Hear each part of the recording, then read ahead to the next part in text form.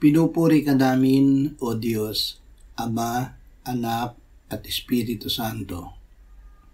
Salamat, Ama, na ibinigay mo sa amin si Jesus na iyong anak, na namatay para sa aming kasalanan, iyong muling binuhay, iniakyat at iniluklok sa iyong kanan sa langit.